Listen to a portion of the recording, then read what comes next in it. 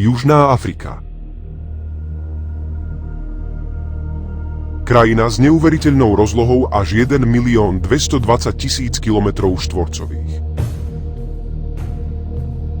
Jej najjužnejší cíp tvorí Strelkový mys a na severe hraničná rieka Limpopo, ktorá tvorí prirodzenú hranicu s Botswanou a Zimbabwe.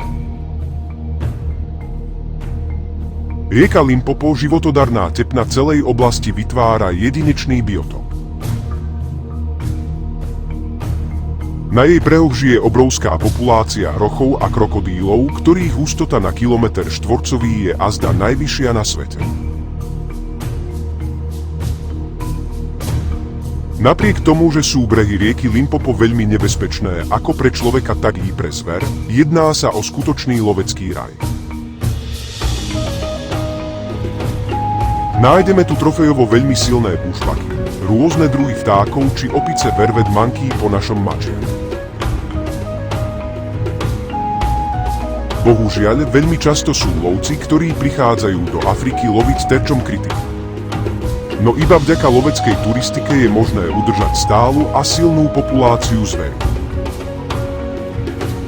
Južná Afrika je na popredných miestach, čo sa týka financovania ochrany slonov a nosorožcov. Vďaka odvetviu loveckej turistiky mohli byť vynaložené prostriedky na záchranu nosorožca bieleho. V roku 1960 sa narátalo 840 nosorožcov a ich počet sa do roku 2025 zvýšil na viac ako 18 000 kusov. Ak je aj vašim snom zažiť nezabudnuteľný lov v Južnej Afrike, pozývame vás na sever do provincie Limpopo, kde sa nachádza naša lovecká loďia.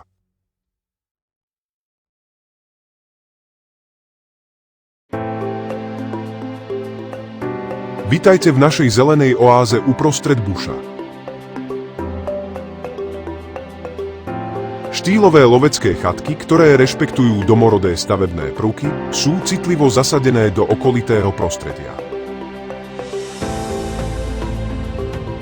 Ubytovanie leží v blízkosti prírodnej rezervácie Wonderkop Nature Reserve a na hranicu s Botswanou je to necelých 80 kilometrov. Našim klientom zabezpečujeme transfer z letiska v Johannesburgu, ktorý trvá cca 3,5 hodiny. O vaše pohodlie sa dobre postaráme. Priestranná jedáleň spojená s barom, z ktorej je prechod priamo k bazénu, vám je k dispozícii 24 hodín. Lovci sú ubytovaní v samostatných ubytovacích jednotkách, vybavených kúpeľňou aj WC. Naraz vieme ubytovať 6 individuálnych lovcov.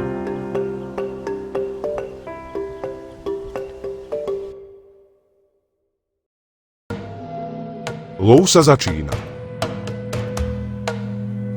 Náš lovecký hosť by rád ulovil blesboka, ktorých početné stavy sú u nás veľmi silné.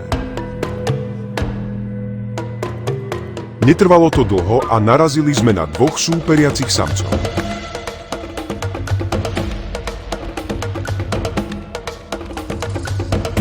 Toto súperenie pritiahlo ďalšieho trofejovo silného blesboka, ktorý sa blížil z ľavej strany.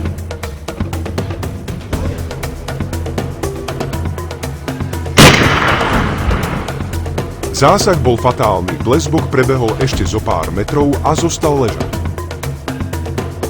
Lovu zdar. V našej loveckej oblasti je tiež veľmi silná populácia bielých blesbokov. Nájdeme ich vo väčšej triede, len dobre namieriť.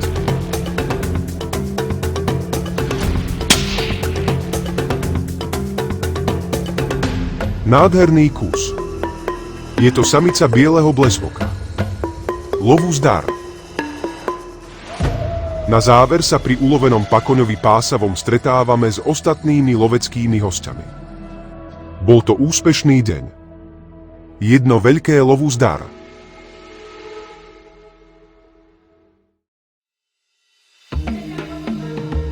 Naši loveckí hostia ešte spia, no my už pripravujeme všetko potrebné na dlhšiu cestu k hraniciam s Botswanou.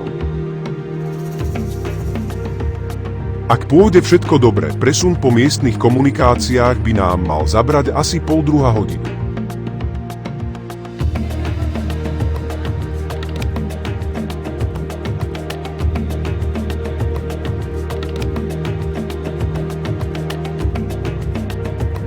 Tak a sme na mieste.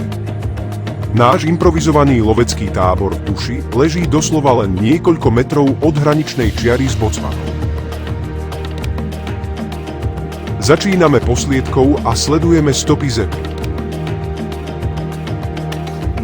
Terén bol hustý a nepriechodný, no nakoniec to vyšlo. Doprajem všetkým milovníkom poľovníctva a milovníkom Afriky.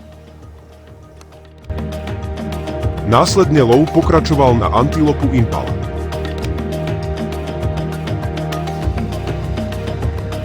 Podarilo sa nám nájsť čriedu, v ktorej bolo niekoľko trofejovo silných samcov.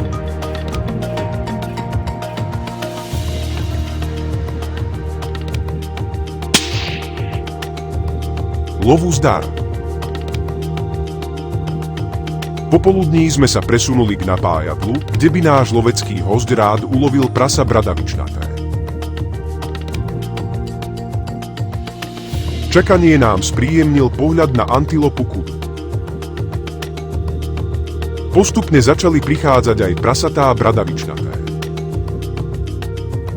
Nakoniec prišiel aj toľko očakávaný kanec.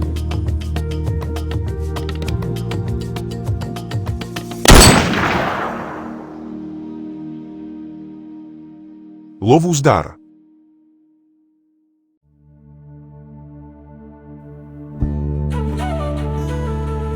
Pobyt plný neopakovateľných loveckých zážitkov sa chýli ku koncu, no na našich hostí čaká ďalšie príjemné prekvapenie.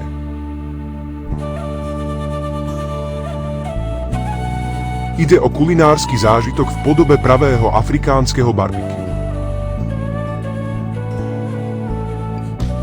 Tá najkvalitnejšia zverina, pečená na drevenom uhli.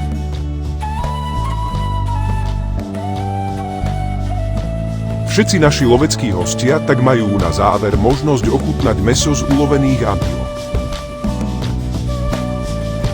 Nezostáva nič iné, len po afrikánsky popriať chuje smák.